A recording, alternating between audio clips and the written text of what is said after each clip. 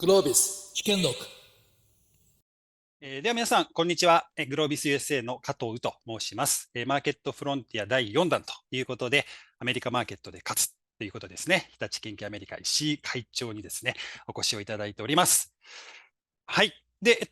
簡単に自己紹介をさせてください。グロービス経営大学院でグローバル化、そしてローカル化戦略ですね、ベンチャー戦略、アカウンティングの講師なども行っています。グロービス USA では、法人のお客様を対象としたサービスを提供させていただいております。今日はよろしくお願いいたします。これまでハウス食品グループさん、キャディさん、矢崎さんということで、今日は第4弾で、日立研究アメリカですね、のお話を聞いていきたいと思います。で、このような切り口でですね、ぜひ聴講者の皆様、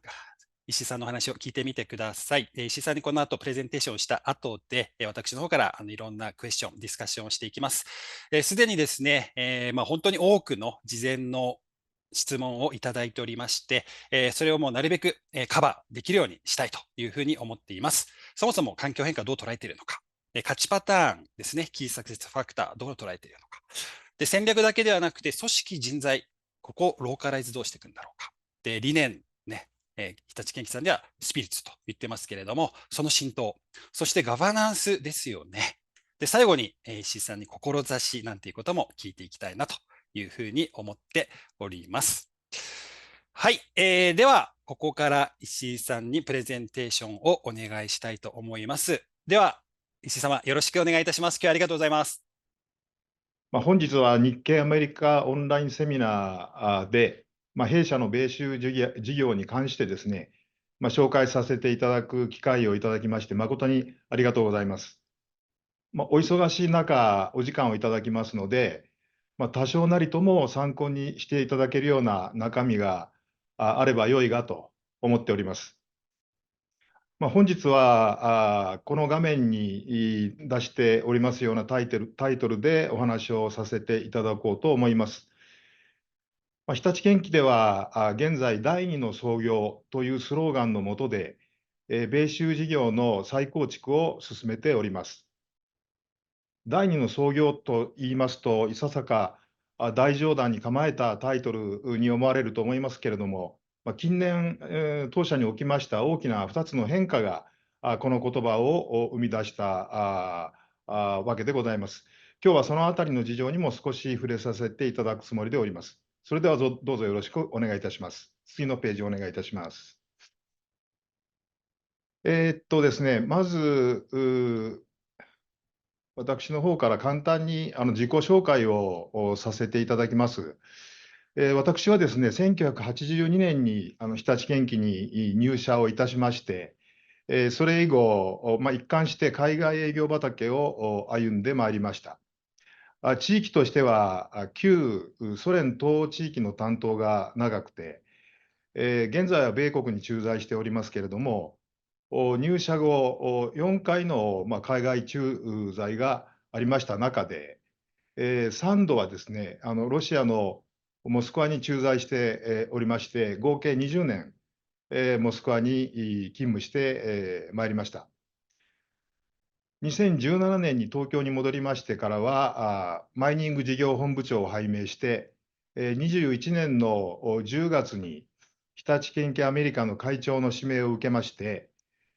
米州事業再構築のタイミングに合わせまして、22年の4月から米国に移ってまいりました。今年3年目になります。簡単ですけれども、会社の概要になります。日立建機は油圧ショベル、ホイールローダー、道路機械、それからマイニング機械などの開発、製造、販売、サービスの事業をグローバルで展開している総合建設機械メーカーでございます。新車販売だけでなく、我々はバリューチェーンと呼んでおりますけれども、部品サービス、レンタル、中古車、部品の再生、デジタル技術を使ったシステム、サービスの提供、それからファイナンスにも注力しております。2023年度の売上高はご覧いただきますとおり、1兆4059億円、従業員が2万6000名強、海外売上収益比率が84%の会社となります。第2の創業、米州再進出の背景になるわけですけれども、日立建機は、この年表にございます通り、1983年から、米国のジョン・ディアー社と提携関係を開始いたしました。1983年からは、製品の OEM 供給を始めまして、88年には、製造合弁会社が設立されまして、米国におけるものづくりをスタートいたしました。2001年からは並行販売をやめまして、ジョン・ディアによるシングルマネジメントによる2ブランドの並行販売に移行して、22年の2月末まで、この形で事業を行ってきました。この間、市場ニーズはですね、新車の販売が中心であった時代から、製品のライフサイクル全体にわたってのソリューションの提供が求められる時代に移行したと、弊社では考えております。しかるにですね、近年ではこの市場要求の変化に追随できない状況が生じてまいりました。一例ですけれども、日立建機では、リモートで機械の稼働状況をモニターして、不具合を未然に防止するコンサイトというプリベンティブメンテナンスシステムの開発をやってきましたけれども、ジョン・ディアとの契約上の制約で、米国に納入する機械には、このシステムが搭載できないというような、市場対応上のジレンマが生じるようになりました。また、より深刻な問題としてはですね、日立ブランド製品のシェアが低下してきたことが経営上の課題となっておりました。かたやジョン・ディア側でも合弁契約のテリトリー条項がございましたので、米州以外の市場への製品販売ができないという経営上の課題が生じたことから、相互の今後ありたい姿を議論する中で、発展的にですね、提携関係の解消の合意に至ったという、大きな変化がございました。日立建機では、そうしたジョン・ディアとの提携関係を維持しながらも、米州事業の売上収益拡大、さらに強化のために、打てる手を打ってまいりました。バリューチェーン事業を拡大するために、グラフにありますようにですね、2016年には米国の HE パーツを買収しまして、鉱山におけるミネラルプロセッシングと修理事業に参入いたしました。また2017年には、オーストラリアのブラッドケン社を買収することで、ミネラルプロセッシング事業のさらなる強化と、ショベルトラックの大物部品の内製化を進めてまいりました。同じく2017年になりますけれども、日立建機ローダーズアメリカという北米における日立ブランドのホイールローダーの製造販売を行う会社を設立いたしました。また2018年にはですね、バリューチェーンの構成要素でありますレンタル事業に参入するべく、西部アリゾナのアクミ社に出資を行っております。また2020年からはですね、スイスの ABB 社とのフル電動トラックの共同開発を進めてまいりました。脱炭素の世界的なうねりの中で、この電動技術を活用して、ポテンシャルの高い北中南米のマイニング事業の拡大を進めていきたいと考えています。事業体制の強化について少しご紹介いたします。日立建機アメリカは、先の日立建機ローダーズアメリカの社名を2021年10月に変更いたしまして、ジョージア州のニューナンで事業を行っております。ニューナンはアトランタの南部に位置しておりまして、空港からは車で30分程度の位置関係です。今年の2月に写真にありますような新社屋が完成しまして、地域統括事業本部として、本格的に活動をいたしております。この新社屋は、かつてはホイールローダーの生産工場であったものですけれども、工場の躯体をそのまま活用しまして、サーキュラーエコノミーにも配慮をしながら、新しいオフィスに衣替えをいたしました。部品倉庫が少し東になりますけれども、ジャクソンとマクドノーという地域にありまして、ここから米州全体の供給を行っております。第二の創業を生み出した一つ目の変化は、お話申し上げましたジョン・ディアーとの提携関係の解消だったわけですが、もう一つの大きな変化は、当社の資本構成の変化でございます。日立建機は1970年に日立製作所の建設機械部門が分離独立して発足しましたけれども、その後2022年までは日立製作所が51%の株を保有する筆頭株主で、当社は日立製作所の連結子会社でした。これが22年に26%の株式を伊藤忠商事さんと日本産業パートナーズさんからなります合弁会社に売却されることになります。結果として、日立製作所の連結子会社から離脱することになりました。これを契機に、より迅速な経営判断で事業を推進できる環境になったことが、米州における再進出、第二の創業を推進する2つ目の大きな環境変化となりました。その伊藤忠商事さんと東京センチュリーさんと当社の三者合弁でスライドにありますように、ザクシスファイナンスという、あのザクシスファイナンスというですね、特に北米では機械販売に不可欠なファイナンスサービスを提供ができる体制が整いました。ジョン・ディアとの合弁関係の解消と、それに伴う独自展開までの準備期間は、発表から半年という、極めて限られた期間でしたので、リクルートはですね、非常に短期集中で行われました。21年の10月時点では50名程度であった人員は、現在では200名強の体制に拡大しております。採用にあたっての応募者は1000名以上に上りましたので、日立建機の新しい米州におけるチャレンジを魅力のあるものだと思ってくださった人材が集結した組織になっていると思っております。CEO は写真にありますアルクインというものが務めておりまして、私が会長として彼を補佐する形で進めてきております。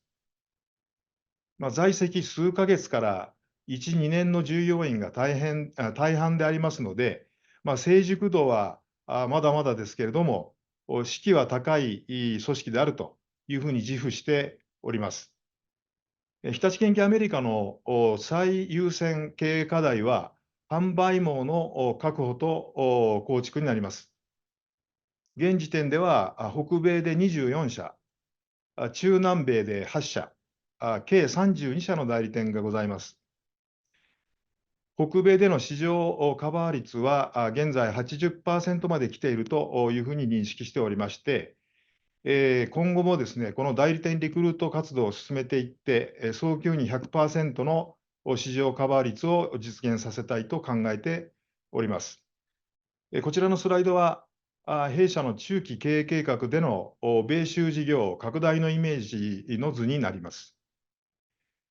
21年にはジョン・ディアとの合弁の収束が決まりましたが、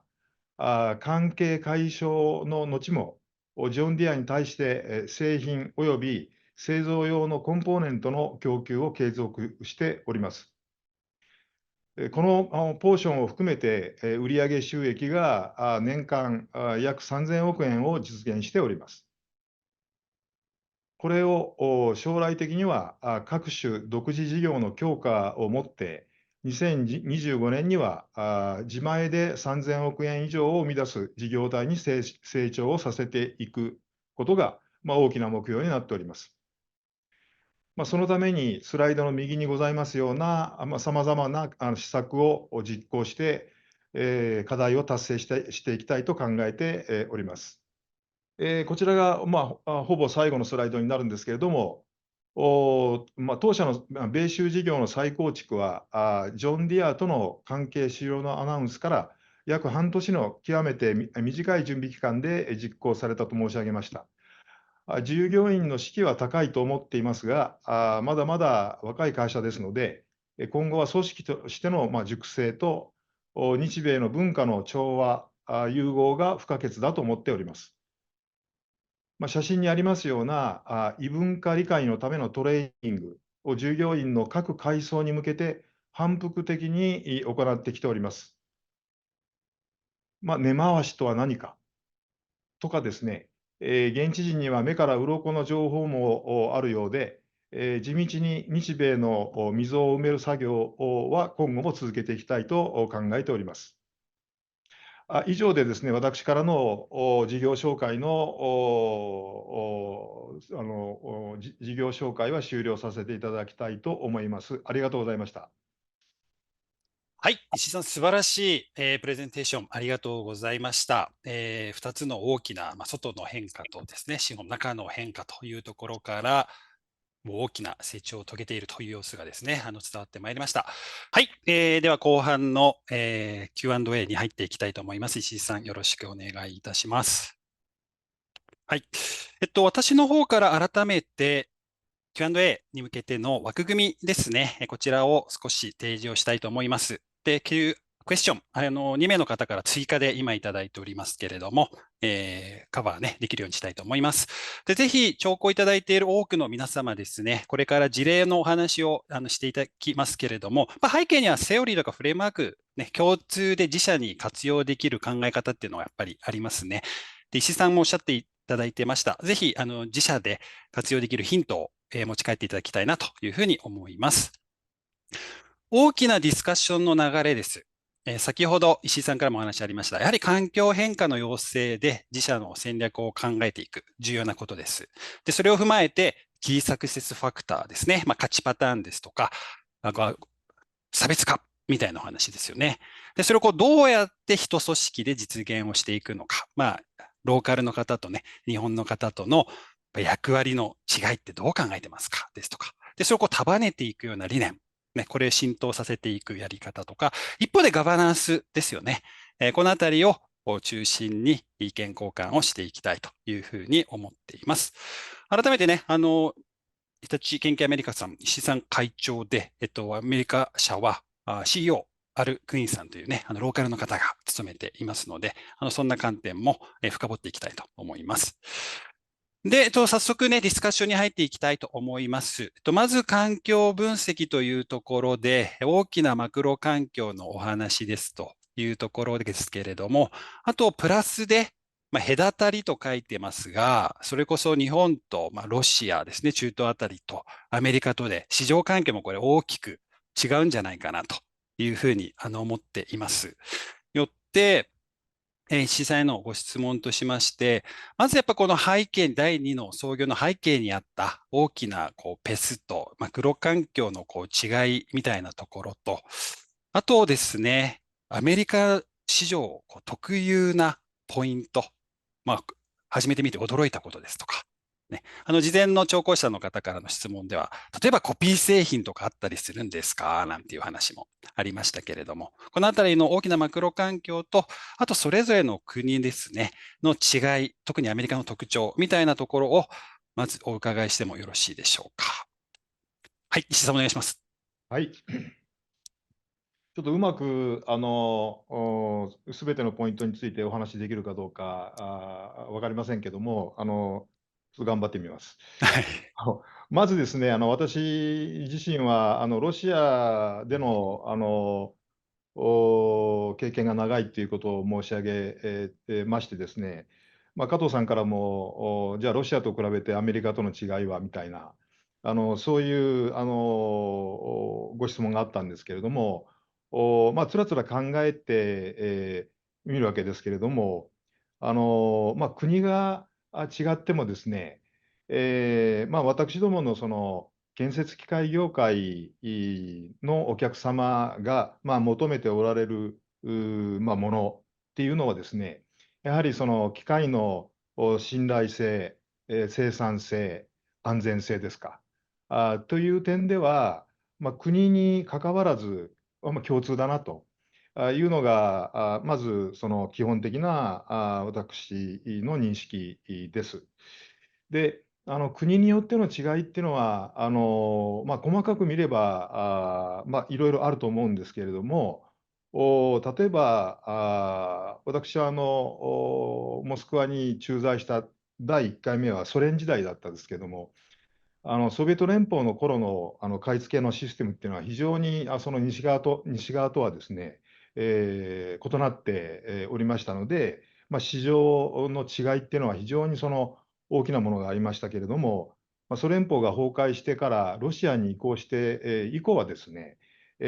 混乱期を終えればですね、ほぼほぼ西側に似たシステムに、なってきたというふうに思いますので、地理的な、文化的な違いはありますけど、基本的にお客様が求めておられるのは、先ほど申し上げた3つの要素だというふうに思っておりまして、その点では一緒だなというのが、私の個人的な、見解です。一方でですね、アメリカに参りまして、こちらでその暮らしながら、こちらのその、皆さんのその暮らしぶりっていうんですかね、拝見してますと、やはりその、国が大きいので、なんていうんですかね、おパワフルなものが好まれるっていうんですよね。ピックアップトラックなんかを見てもですね、思いますし、こちらでのアメリカンフットボールですとか、野球なんか見ててもですね、パワーが重要視されてるなと。機械に関してもですね、細かい操作性よりもどちらかというとパワーを優先されるお客様が多いというのが我々の印象です。このあたりは、アメリカ独特のその、思考っていうんでしょうか、っていう部分であるかなというふうに思います。はい、ありがとうございます。やっぱり市場によっての同じ部分と違いの部分、違いのところでのね、パワフルさみたいなところもあったと思いますね。大変面白いなと思いましたけれども、一方、この第二の創業で、バリューチェーン事業とかですね、販売の内訳が変わっていってますね。新車から少しもうちょっとライフタイムを長く見るような、ビジネスも出かけるという一つの契機になってたように理解をしています。そのあたりのこのマクロ環境変化ですとか、技術要因とかビジネスモデルの作り方、これとどんな要因が後押ししているというふうに、C 様お考えでしょうか。そうですね。日立建機ではですね、伝統的な油圧ショベルとダンプトラック、ホイールローダーっていう製品に加えてですね、お客様とのそのタッチポイントをより広げていきたいと。もっと長いそのスパンでお客様とのお付き合いをさせていただきたいという思いでバリューチェーンという、軸をですね、強化しようとしています。そういう意味でですね、先ほどご紹介しました HC パーツですとか、ブラッド券、これは主にマイニング事業に関連する分野なんですけれども、これまでのですね、日立建機の分野、そのお客様とのタッチポイントっていうのは、ショベルが掘って、ここにありますようなトラックが運んでと、ザッツオールだったわけなんですけれども、その後のですね、鉱石を運搬した後のプロセッシング、先行分野っていうふうに呼ばれてますけれども、こういう分野にも入っていって、お客様のですね、悩み事により広範にお付き合いさせていただきたいというような、そういう目線でですね、事業を拡大しようとしてます。これが今現在の日立建機の目指している特に重要なポイントだというふうに考えております。うん。はい、ありがとうございます。そういう意味で言うと、事業のお話から、違いですね。それぞれのビジネスの違いと、マーケットの違いですね。からっていうお話をしましたけれども、今のお話と少し重複する部分も出てくるかもしれませんが、この第二の創業から、大きくビジネスを伸ばしてらっしゃるという理解をしています。で、そこでの、いわゆるキーサクセスファクターというところでの、成功要因、うまくいった要因みたいなところですね。もうアメリカですと、それこそ競合他社さん、強い会社さんもね、たくさんいる中で、どんな価値のポイントとか、差別化みたいなことを考えていらっしゃいますか、なんてことを聴講者の方からもですね、ご質問いただいております。いかがでしょうか。そうですね。日立建機はですね、特に日立建機アメリカではですね、ジョン・ディアとのその提携関係がございました20年間のマーケットとのその直接のタッチポイントがなかった時代が長くありましたので、その新参というふうに言ってもいいかと思うぐらいの、ブランクだったと思ってます。なので、やはり一番重要視してますのは、現地のパートナーとの良好な協力関係ということになりまして、スライドの中でも申し上げました通りに、代理店とのですね、関係強化というものが一番重要だと思っています。で、日立建機はですね、ブランクを経て、市場に再参入しましたので、すでにですね、各ディーラーさんは、他のブランドを並行して扱われている代理店が多いです。なので、我々としてはですね、付き合いやすいメーカー、扱いやすいブランドというふうに、認識していただけるような、いろいろな、道具立てと申しましょうか。米国は特にその便利さが尊ばれる部分というか、重視されるところがあると思いますので、例えば携帯端末でもってですね、機械の在庫の情報が得られるですとか、価格情報、納期の情報、こういったようなことが入手できるような仕掛けを作ってきております。まだまだですね、先行しておられる、地場メーカーさんには追いついてないっていう反省もありますので、今後そうした部分をですね、さらに、改善強化していきましてですね、easy to work with っていう言葉を、現地人と、言い交わしてますけど、仕事のしやすい相手になっていこうと、それを推進したいというふうに考えています。はい、ありがとうございます。それこそプロダクトみたいなところで言うと、ね、アメリカ特有のところでパワフルさみたいなことが求められるという話ありましたけれども、一方で、ね、商売というところで言うと、代理店のお客さんたちに対する利便性みたいなところを、先行している競合がいるからこそ、しっかりそこをケアしていこうというところ、一つの勝ちパターンというふうに考えていると理解をしました。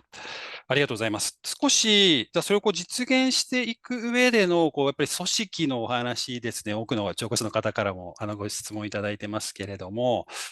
組織人材みたいなところのお話ですね。一つは、日本人駐在員と、現地雇用の方の役割分担ですとか、いただいたところで言うと、やっぱりアメリカ、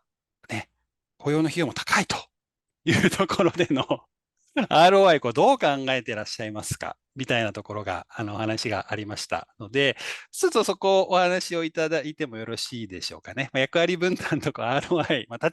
ち上げ時だったと思うんですが、まずこの1点目に、A と書いてるところにね、フォーカスいただく形で大丈夫です。よろしくお願いします。はい。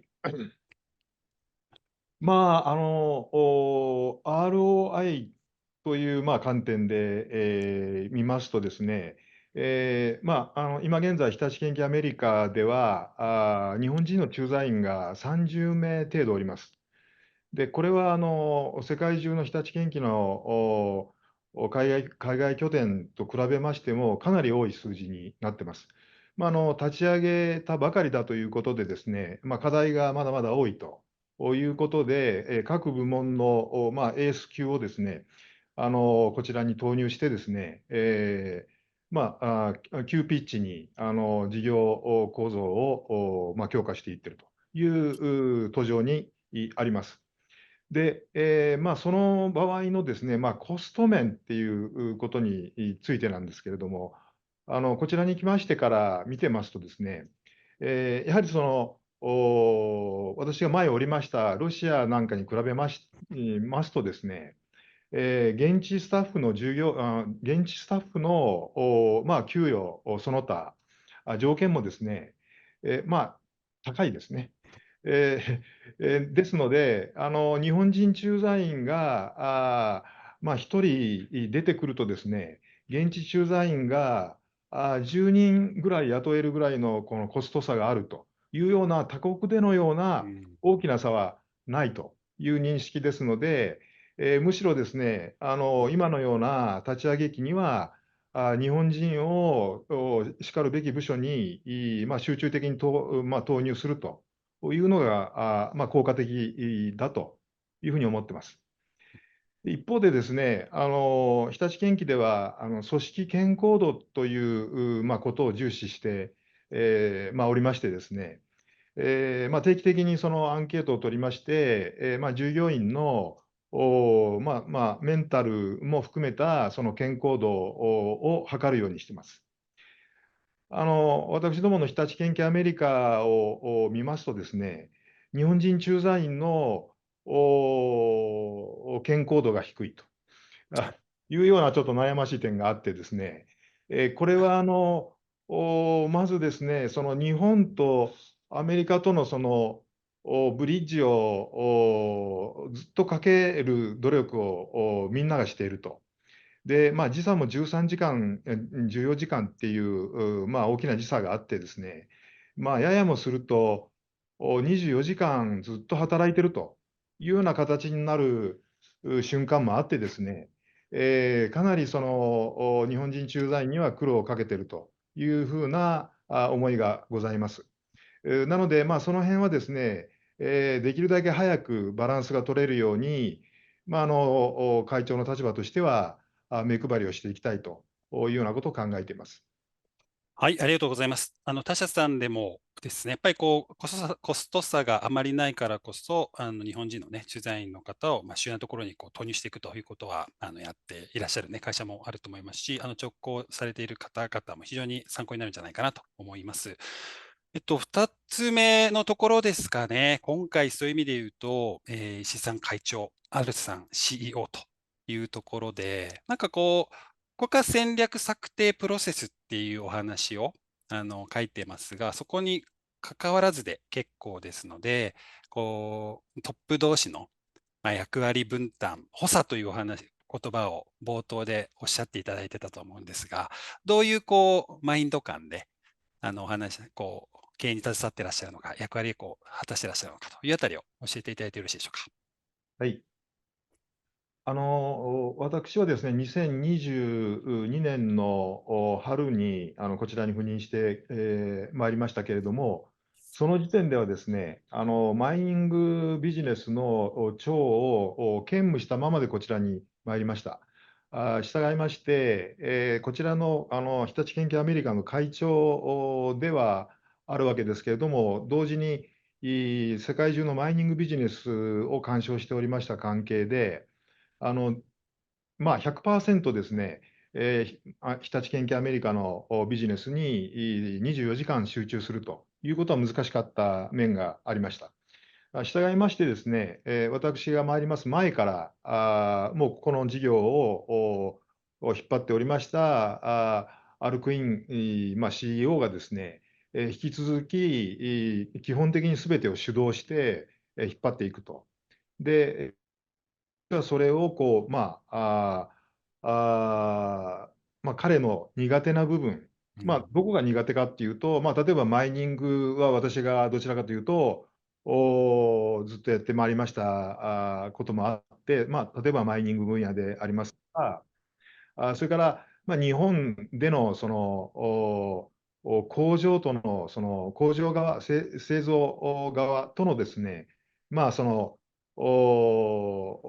調整事っていうんですか。ここはなんか非常に、まあ、日本的な部分で、なかなかある CEO には難しい部分があってですね、そういったあたりを私の方が引き受けるというような格好で、まあ、役割分担してきたということになると思います。で、特にですね、先ほど申し上げました、特に北米の代理店さんはですね、マルチブランドディーラーになってますので、ここのその、なんていうんですか、まあ、立ち位置のこのコントロールっていうのは、かなり高いスキルが要求されると思ってます。なので、まあ、米州でのビジネスの経験が浅い私がですね、あれこれ指示するよりも、まあ、現地のプロフェッショナルにやってもらうというのが、まあ、日立研究アメリカの、まあ、これまでやってきたまあ、やり方ということになろうかと思います。はい、ありがとうございます。大変本当にこうお話をお伺いしていると、うまく役割分担をね、アンドルさんは当然尊重しながら、サポートしていくということで、まあ、事業別ですとか、機能別でどこが強くて、どこがサポートできるのかということをしっかりとやってらっしゃるということだと理解をしています。今、組織人材というところで、まあ、つながりのお話になりますけれども、まあ、理念ですとか、ウェイ、まあ、おっしゃるとスピリットというところですよね。研究人スピリットというところで、3つのC、チャレンジ、カスタマー、コミュニケーションという話があります。これをね、どんな形で浸透させようとしてらっしゃるのか、みたいなお話をまずお伺いしてよろしいでしょうか。で、その後にですね、また改めて質問させていただきますが、その異文化っていうところですよね。まず同じものとしての研究人スピリットというのがありながら、じゃあ異文化をどう捉えているのかっていうのは後で聞きたいと思いますので、まずこの研究人スピリットのところですね。おはい、伺いできればと思います。はい、ありがとうございます。今、スライドに出していただいてます通り、日立建機ではですね、建機人スピリットという、まあ、会社のその大きなですね、背骨のようなまあ、行動規範、基準を設けております。まあ、3つの C が表すものは、カスタマー、チャレンジ、それからコミュニケーションということになりまして、まあ、私、こちらに参りましてから驚くぐらいですね、CEO のあるをはじめ、その他現地人スタッフがですね、この研究人スピリットの 3C をですね、ことあるごとに、まあ、社内でもですね、語って、まあ、この定着に努めてくれています。で、まあ、例えば、あまあ、これ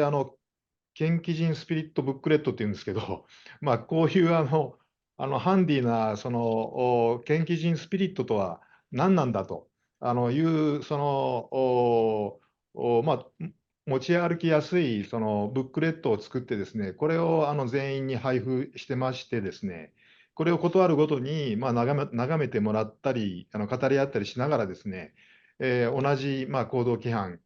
基準を共有しながら進んでいこうではないかと。まあ、これが日立建機が今目指している、まあ、研究人スピリットになります。そうですね。やっぱりこう多様性のあるアメリカだからこそ、ね、アルさんのがおっしゃってたのは、やっぱりこうシンプルなものがあった方がマネジメントしやすいよねみたいなところがあるということと、あとアルさん、そして石井さんからも、この3つの C、まあ、大きくて分かりやすいがゆえに、これがどのタイミングでどう意思決定につながるのかみたいなことをトップからお話もしていただいているものだというふうに理解してましたと、本当にね、小さな冊子でいつもこう手元にできるようなもの、まあ、あの手この手で、研究人スピリットの浸透ですね、これをこうなさっているものだと理解をしてますけれども、一方で、こう日本式とアメリカ式の、ね、そもそもカルチャーと呼ばれるものであったりとか、あとそれをまあ経営のやり方、根回しみたいな話もありました、ね。で、異文化研修みたいなことも取り組んでいらっしゃいますということで、いくつか質問も来てますけれども、はい。まあ、そういうことを、え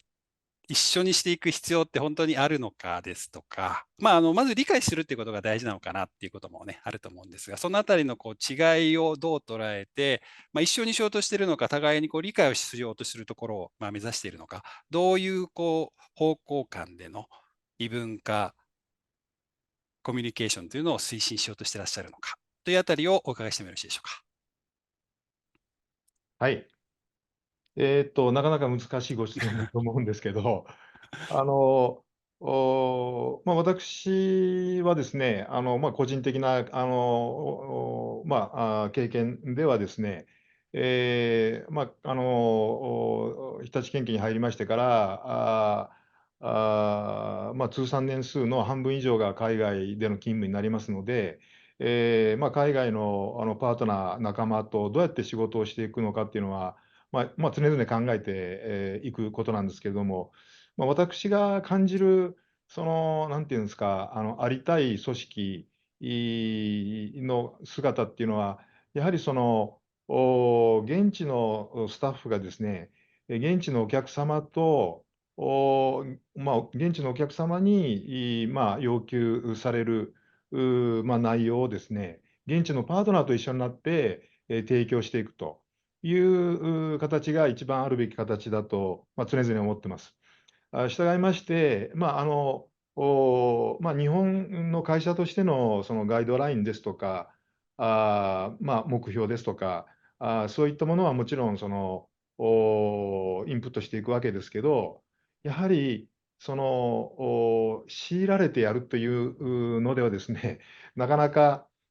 成果に結びつかないなというのが、率直な感想です。なので、常にですね、例えばアメリカであればアメリカのスタッフ、ロシアであればロシア人のスタッフが、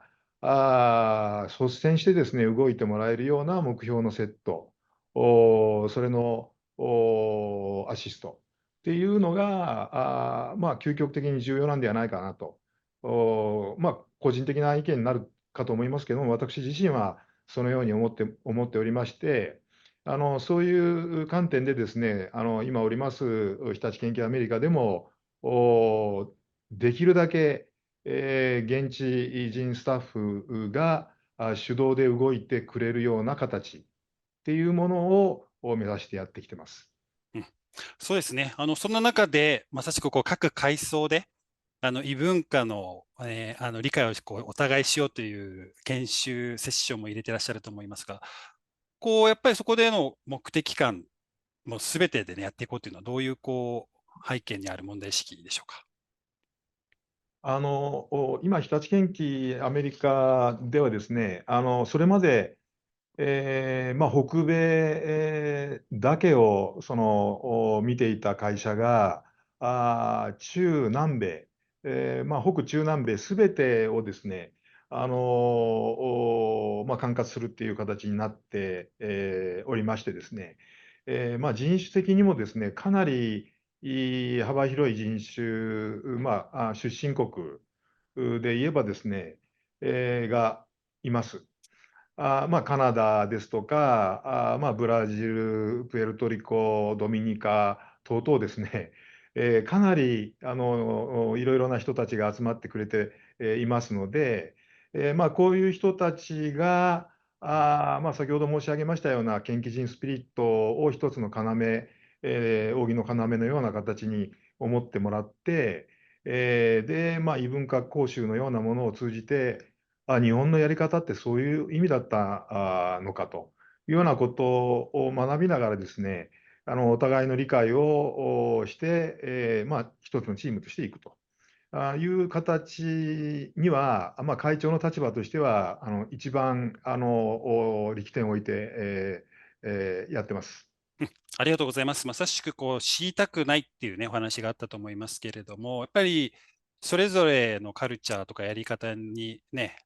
理由があって、それをお互い理解し合うっていうことが、共感とか、お互いの有効なね、やり方につながっていくということだと理解をしました。はい、ガバナンスのところですね、お伺いできればと思うんですが、一方で、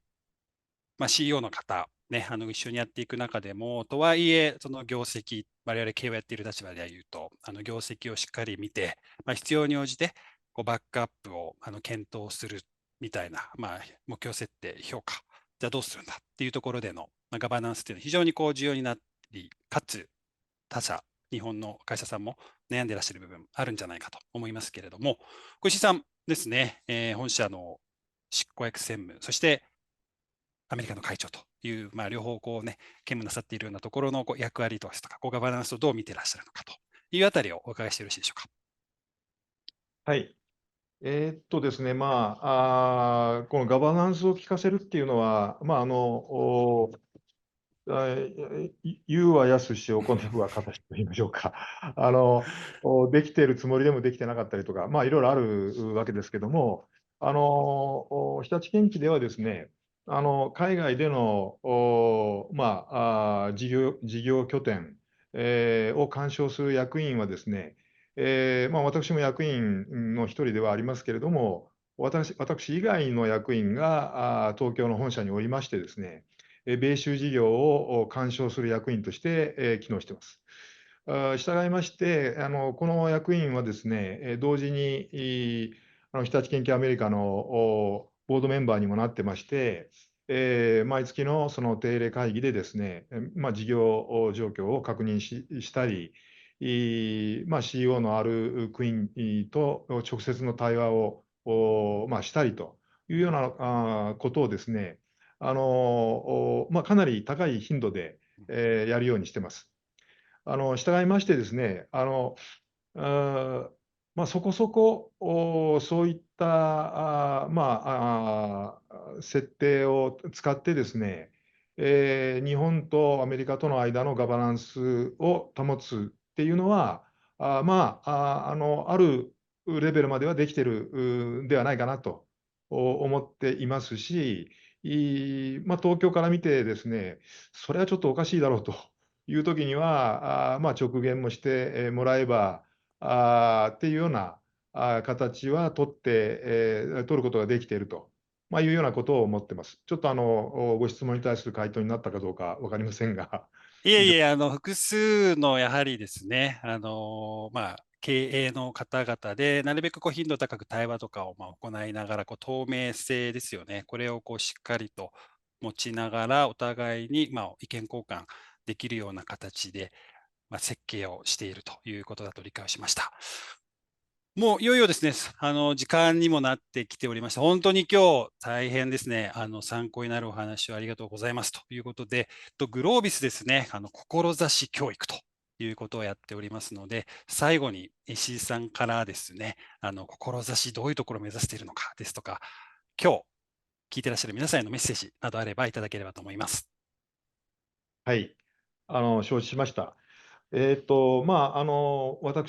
のですね、日立建機アメリカの会長としての、志ということで、述べさせていただくとすればですね、日立建機に、とりまして、第二の創業と言われております、今回の米州における独自展開にあたってですね、2025年に向けて、我々のそのかつてのパートナーがいなくなってもですね、3000億円以上の売り上げを自力で達成できる、そういうその組織を作り上げていくこと、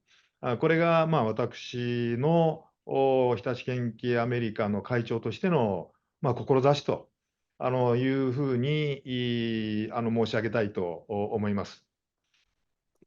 はい、ありがとうございます。大変ですね、力強いメッセージをいただきまして、皆さんにもね、参考になるんじゃないかなと思います。で、こ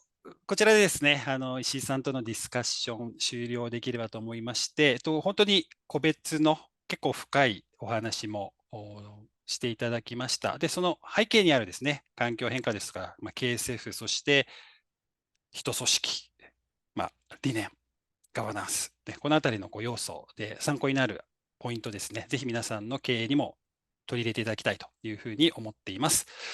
で、グロービスもですね、最後になります。こういった形での、ディスカッションパートナーですとか、実際の人材育成、組織開発なんていうことも行っておりますので、ぜひ皆さんですね、お気軽にお声掛けいただければと思います。はい。